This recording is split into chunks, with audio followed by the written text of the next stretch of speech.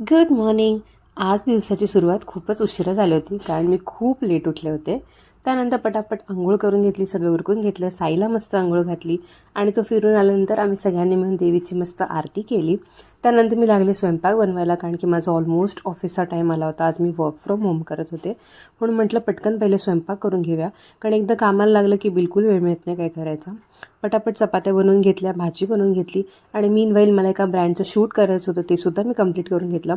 तिकडे मी श्री शंकर महिला गृहयुद्ध यांच्या चटण्यांचं ब्रँड प्रमोशन करत होते आणि या खरंच इतक्या टेस्टी, इतक्या चविष्ट आणि एकदम होमली फील देतात ना, की तुम्ही पण नक्की ट्राय करा. आणि आज कधी नव्हे ते इतकं काम होतं मला की मी लिटरली काम करता करता जेवण माझं केले.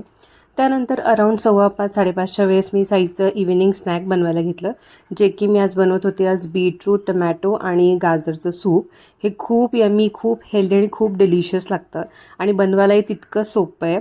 You just need to chop all this veggies आणि मस्त त्याला एक स्टीम करून घ्या, बॉईल करून घ्या आणि मिक्सीमध्ये ग्राइंड करून एक मस्त तडका द्या त्याला बटरचा किंवा घीचा आणि एक स्पायसेस ॲड करून युअर सूप इज रेडी. साईला तर हे भयंकर आवडतं आणि आम्हाला सगळ्यांना पण हे खूप आवडतं. त्यानंतर मी माझा चहा बनवला, मस्तपैकी चहा आणि टोस्ट एन्जॉय केला आणि मग लगेचच माझी जी काही ऑफिसची पेंडिंग कामं होती ती सगळी उरकून घेतली. रात्रीचा स्वयंपाक बनवला, जेवण करून घेतलं, सगळं आवरून घेतलं. And this is how we spend our day. I hope you like this video. भेटूया पुन्हा नेक्स्ट ब्लॉगमध्ये. बाय.